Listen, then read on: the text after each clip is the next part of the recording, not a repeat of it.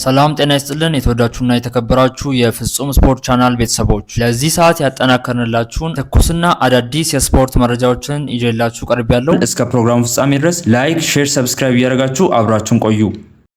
ቡካዮ ሳካ ከዛሬው ጨዋታ ውጪ ነው። ቡካዮ ሳካ ከዛሬው የስፖርት እንግሊዝበን ጨዋታ ውጪ መሆኑን አሰልጣኝ ሚኬል አርቴታ አስታውቀዋል። በሌላ በኩል ጋብሪኤል ማጋሌዝ እና ዴክላን ራይስ ለጨዋታው ብቁ መሆናቸውን አሰልጣኙ ተናግረዋል። እንዲሁም ትሮሳርድ ለጨዋታው ዝግጁ ሲሆን ጁሪየን ቲምበር ዛሬም ወደ ሜዳ እንደማይመለስ ሚኬል አርቴታ ገልጸዋል። ነገሮች በታሰበው መልኩ ከሄዱ ቡካዮ ሳካና ጁሪየን ቲምበር በሳምንቱ መጨረሻ ይመለሳሉ ብለን እንጠብቃለንም ሲሉ አሰልጣኝ ሚኬል አርቴታ ተናግረዋል።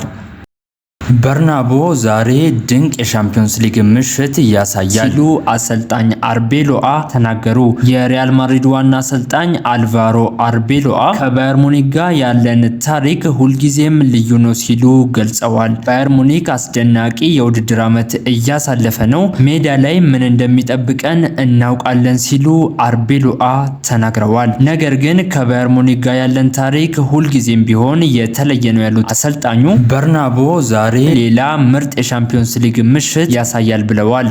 መድፈኞቹ ለየት ያለ ልምምድ ሰርተዋል። የሰሜን ለንደኑ ክለብ አርሴናል ተጫዋቾች በዛሬው የልምምድ ጊዜ ለየት ያለ ልምምድ ሲሰሩ ተስተውለዋል። ተጫዋቾቹ በቡድን ሆነው በጭንቅላታቸው መሃል ኳስ ደግፈው ይዘው ሲንቀሳቀሱ ይታያሉ። በተጨማሪም በርካታ የመጻፊያ ስክሪፕቶ በቡድን ሆነው በጣቶቻቸው ደግፈው በመያዝ ኳስ እየገፉ ሲሄዱ ታይተዋል። አዲሱ የልምምድ መንገድ የተዘጋጀው ተጫዋቾቹ በአንድ ጊዜ ሁለት ስራዎችን እንዲከውኑ እንዲረዳቸው ነውም ተብሏል። አርሴናል ዛሬ ምሽት ከስፖርቲንግ ሊዝበን ጋር የሻምፒዮንስ ሊግ ጨዋታውን የሚያደርግ ይሆናል። እናንተም ከወዲሁ ያላችሁን ግምት ኮመንት ላይ አስቀምጡልን።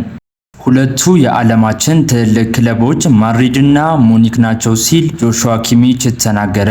የባየር ሙኒኩ ተጫዋች ጆሹዋ ኪሚች ዛሬ የሪያል ማድሪድ ጨዋታ የተለየ ጨዋታ እንደሚሆን ገልጿል። ለእኔ ሪያል ማድሪድና ባየር ሙኒክ የዓለም ትልልቆቹ ክለቦች ናቸው፣ ሁልጊዜም ልዩ ጨዋታ ነው በማለትም ተናግሯል። ተጫዋቹ አያይዞም ሃሪኬን ብቻ ሳይሆን ጥሩ አቅም ያላቸው በርካታ ተጫዋቾች አሉን ብሏል። በሳንቲያጎ በርናቦ ዳኞች ስለሚያሳልፉት ውሳኔ የጠየቀው ኪሚች እሱ አያስፈራኝም ሲል ገልጿል። ሪያል ማድሪድን ማሸነፍ ከፈለግ በአስተሳሰብና በታክቲክ ምርጥ አቋም ላይ መሆን ይጠበቅብሃልም ሲል ጆሹዋ ኪሚች ተናግሯል።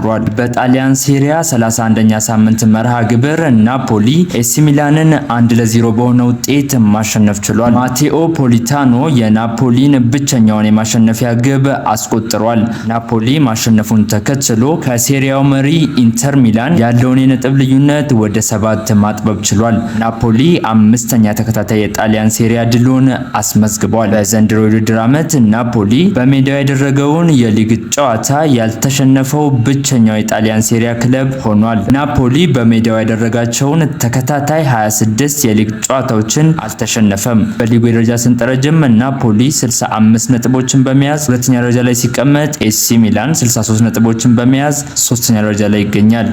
የአሰልጣኝ አርነ ስሎት የሊቨርፑል ቆይታ የኤፍኤ ካፕ ውድድር ስኬት ወይም ስንብት በአሰልጣኝ አርነ ስሎት ስራ ላይ ተጽዕኖ እንደሌለው ተገልጿል። አሰልጣኙ የኤፍኤ ካፕን ዋንጫ ቢያሸንፉም ክረምት ላይ ስራቸውን ማዳን እንደማይችል ተነግሯል። በተቃራኒው ከሩብ ፍጻሜው መሰናበታቸው በአመቱ መጨረሻ በሚኖረው ግምገማ ላይ እንደ ድክመት እንደማይቆጠር ተገልጿል። የዚህ ምክንያቱ የክለቡ ኃላፊዎች ለ14 ዓመታት ለሀገር ውስጥ ዋንጫዎች የሚሰጡት ግምት ባለመቀየሩ መሆኑ ነው። ኃላፊዎቹ ካለው የፋይናንስ ጥቅም አንጻር ከሀገር ውስጥ ዋንጫ የበለጠ በሻምፒዮንስ ሊግ መሳተፍን እንደሚመርጡ ተገልጿል። ክለቡ ቀጣይ ዓመት አርነ ስሎት ነገሮችን እንዲያስተካክሉ እድል መስጠት እንደሚፈልግ ዘ አትሌቲክ ዘግቧል። ነገር ግን ይህ የሚሆነው የውድድር ዓመቱን በጥሩ ሁኔታ ማጠናቀቅ ከቻሉ መሆኑን ተገልጿል። አሁን ላይ የክለቡ ኃላፊዎች ምዘና የሚሆነው በሻምፒዮንስ ሊግ መሳተፍና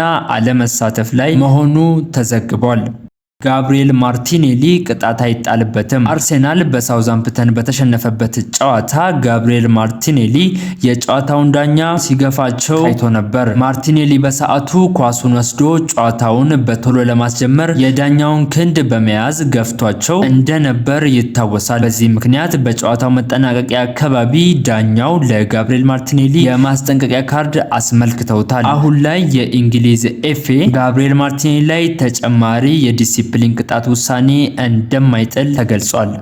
የባርሴሎናና አትሌቲኮ ማድሪድን ጨዋታ ማን ይመራዋል? ባርሴሎና ከአትሌቲኮ ማድሪድ ጋር የሚያደርጉትን ተጠባቂ የአውሮፓ ሻምፒዮንስ ሊግ ሩብ ፍጻሜ የመጀመሪያ ጨዋታ የሚመሩት ዳኛ ታውቀዋል። ሮብ ምሽት 4 ሰዓት የሚደረገውን ተጠባቂ ጨዋታ ሮማኒያዊው ዳኛ ስቴቫኦ ኮቫይስ በመሃል ዳኝነት እንዲመሩት ተመርጠዋል። ዋና ዳኛው ከዚህም በፊት 2 የባርሴሎናን ሻምፒዮንስ ሊግ ጨዋታ የመሩ ሲሆን በአንዱ ተሸንፈው በአንዱ አቻ ተለያይተዋል። በሌላ በኩል 5 የአትሌቲኮ ማድሪድ ጨዋታዎችን ሲመሩ በ4ቱ ተሸንፈው በአንዱ አቻ ተለያይተዋል።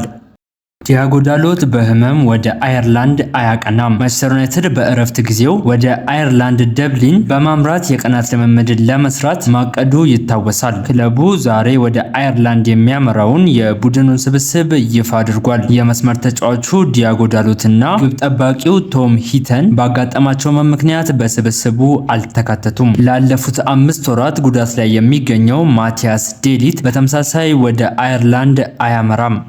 በርናንዶ ሲልቫ በሲቲ 6 ሳምንት ነው የሚቀረው ሲሉ ምክትል አሰልጣኝ ፔፕ ሌንደርስ ተናገሩ። የማንቸስተር ሲቲው ምክትል አሰልጣኝ ፔፕ ሌንደርስ በርናንዶ ሲልቫ ማንቸስተር ሲቲን እንደሚለቅ በይፋ አረጋግጠዋል። በርናንዶ ሲልቫ በማንቸስተር ሲቲ ለ6 ሳምንታት ብቻ እንደምንመለከተው ጨምረው ገልጸዋል። አስደሳች ታሪኮች ሁሉ መጨረሻ አላቸው ያሉት አሰልጣኙ ከኛ ጋር ባለው የመጨረሻ ወር እንደሚደሰትበት ተስፋ አደርጋለሁ ብለዋል። ምክትል አሰልጣኙ አክለውም ከኛ ጋር 6 ሳምንታት ብቻ ይቀሩታል። ጥሩ ሽኝት እንደሚደረግለት ተስፋ አለኝ፣ ምክንያቱም ትልቅ ነገር ይገባዋልም ብለዋል። በርናንዶ ሲልቫን የማይተካ ያሉት ፔፕ ሌንደርስ እሱ ልዩ ተጫዋች፣ የትኛውም የተጫዋች ዝርዝር የእሱን ቦታ አይተካም ብለዋል። በርናንዶ ሲልቫን በፊት ሊቨርፑል እያለው እጠላው ነበር፣ አሁን ግን በጣም የምወደው ተጫዋች ነው ሲሉም ምክትል አሰልጣኝ ፔፕ ሌንደርስ